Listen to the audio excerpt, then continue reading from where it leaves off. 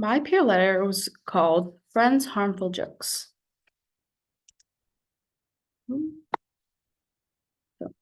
Have you ever lived with someone who constantly makes belittling comments about you or others, whether they target your appearance, background, or personal choices? Such remarks can be uncomfortable and hurtful. But there are strategies to address negative comments and foster better understanding.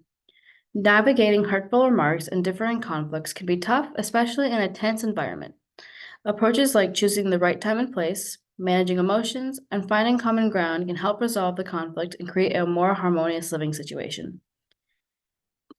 I will be talking about a couple of different issues that the author of my peer letter brought to light, 3 solutions that I found, and then an organization that would help if this conflict were to escalate any further. In my peer's letter, the author describes an ongoing situations with one of their roommates, Lucy. Lucy frequently makes comments that stirs up trouble, targeting the appearances, insecurities, and past experiences of the other 3 roommates, including my author. Lucy views these remarks as just harmless jokes. Her roommates, although, have been increasingly uncomfortable with her behavior. They've tried talking to her, but their efforts have been unsuccessful.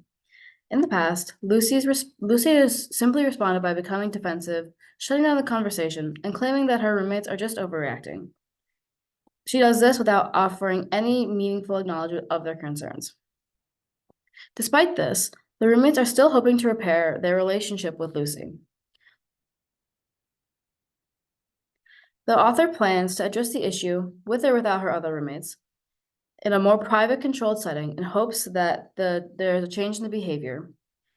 Although her roommates are kind of skeptical of Lucy's ability to change her behavior and stop making the unwanted comments, the big reason that I kind of inferred was both parties have yet to fully acknowledge the existence of the problem, and a meaningful resolution seems kind of out of reach, as both parties must know that a problem exists before any positive change can occur. So, within their household, the author highlighted several issues that have arisen due to Lucy's behavior. Lucy frequently makes what she considers to be harmless jokes, which are often directed at aspects of her roommates' personalities and backgrounds. Common subjects of the ridicule include the roommates' past experiences, whether it be positive or negative, as well as belittling their appearance. While this might not be as problematic if their conflict styles were more complementary, it becomes an obstacle when 2 approaches are so contrasting. Seeing as Lucy's style is rooted in competitiveness, while the author's approach tends to be more avoidance-based. This leads me right into my first issue, talking about how the roommates typically feel, or how roommates typically feel about Lucy's behavior, ridiculing the past experiences. So Lucy often makes snarky comments and aimed specifically at her roommates, and she has unfortunately developed the habit of increasing the frequency of these remarks when there's other people present. Despite her roommate's attempt to discuss the issue, Lucy fails to recognize the extent to which her jokes are hurtful. This behavior reflects a common source of conflict among students, hostility that can develop into bullying if not properly addressed. Many students, upon entering college, seek new friends with whom to live with the following year. While this may seem innocent enough, it can lead to problems as these individuals may not know each other well. While this is not an issue, this is not to assume that this is the situation in the letter that the letter reflects. There are similar themes that may inform the decision-making process regarding future living arrangements. In the article that I used to research on this specific issue, it's noted that the relationships between roommates often may begin to deteriorate. College marks the first time many individuals are away from their families, granting them a new sense of freedom and independence. If we move on to issue 2, it kind of talks about the conflicting conflict styles, as I talked about in like the intro to the issues, Lucy being competitive and the author being avoidant. Navigating conflicts between 2 people with different conflict styles can be challenging, especially when those styles are starkly different. In the letter, the author describes their own conflict styles, avoidant while Lucy's is competitive. Avoidance involves low concern for oneself and others, while competitiveness is characterized by low concern for others and high concern for oneself. You can see how those kind of are on opposite sides of the spectrum. When these two styles collide, it may create a messy and tense situation. The article that I used to research this issue, the relationships between dark tetrad personality traits and conflict management, sheds light on the challenges that arise from what's known as a dark tetrad. A set of negative personality traits, including narcissism, psychopathy, Machiavellianism, and sadism. While this is not likely the case, her behavior, Lucy, could have some similarities with this concept, potentially explaining aspects of her actions. Research indicates that individuals with a competitive conflict style often exhibit higher dominance and lower agreeableness. Such individuals may use tactics to assert control and intensify conflict. When paired with an avoidant conflict style, which involves a lower concern for resolving issues, the result is an uncomfortable environment for discussing and solving conflicts. Moving on to the solutions that I found that could benefit the author and their roommates. The author describes previous attempts to talk to Lucy about her hurtful comments, but these efforts were unsuccessful. There are alternative methods that could be more effective. In the past, roommates have confronted Lucy in front of others, explaining how hurtful their remarks are, or simply ignored her behavior.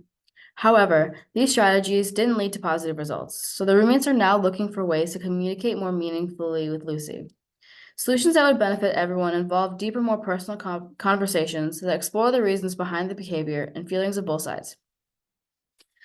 The three solutions that I found were finding the right place and time to talk, managing the emotions of all that are involved, and then finding common ground. So, when the roommates tried to talk to Lucy, bringing up the issue in front of others may not have been the most effective choice in terms of timing or setting. Confronting someone in front of an audience can inadvertently force people to choose sides, which can escalate the situation and make things even more uncomfortable for everyone involved.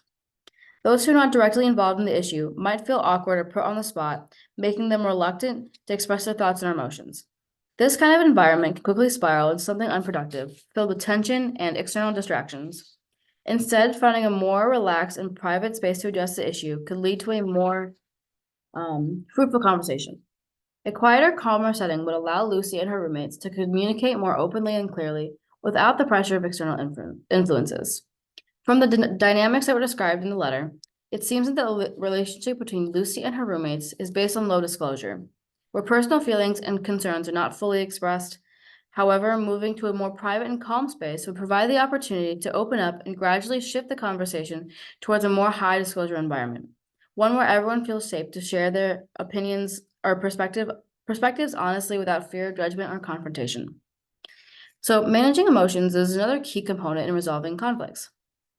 Lucy's competitive conflict style often leads her to exert power and dominance over her roommates. This can make it challenging for someone with an avoidant conflict style, such as our author. In situations like these, the person with an avoidant style may feel overpowered or unable to assert their feelings. This leads to frustration and miscommunication.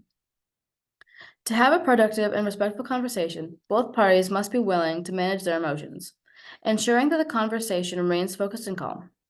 For Lucy, this would mean being able to listen to her roommate's concerns without immediately jumping to conclusions and becoming defensive or interrupting. Similarly, the roommates would need to stay composed, voicing their thoughts and feelings in a way that invites understanding and not conflict. By allowing both sides to express their thoughts without interruptions or emotional reactions, they would foster a stronger communication and demonstrate a mutual respect for others' inputs. Lastly, finally, being able to find a common ground in the conflict is crucial, as it allows for the involved parties to begin moving forward in a positive direction instead of dwelling on the differences in their conflict.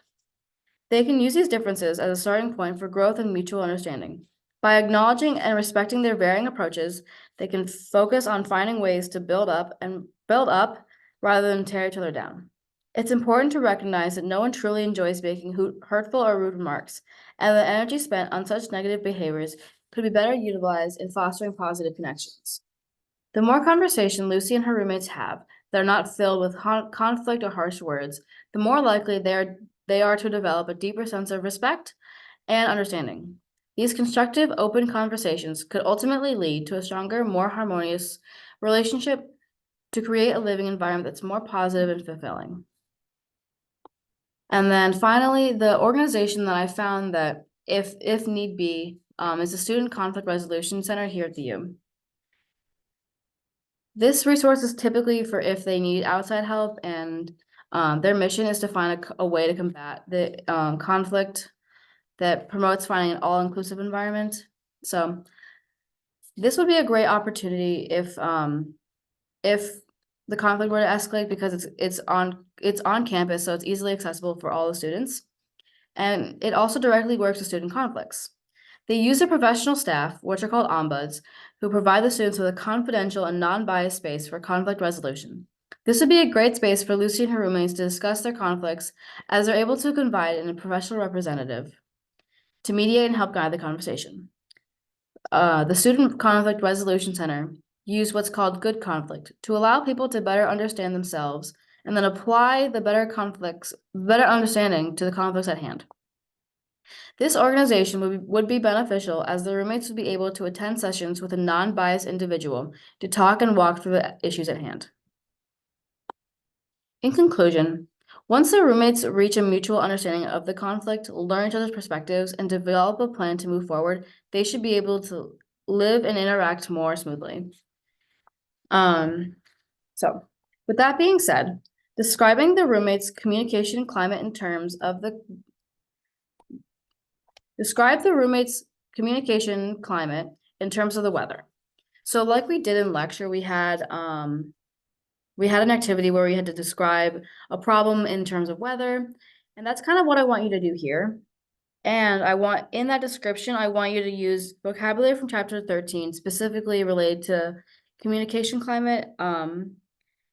And I want you to describe the original situation. So as they were talking and arguing about like the comments and hurtful words that Lucy had said, and then take one of the solutions that I provided. So choosing the right time and place, managing emotion, and finding common ground. I want you to use that as one of the solutions, and then describe a potential communication climate with still using like the weather terms.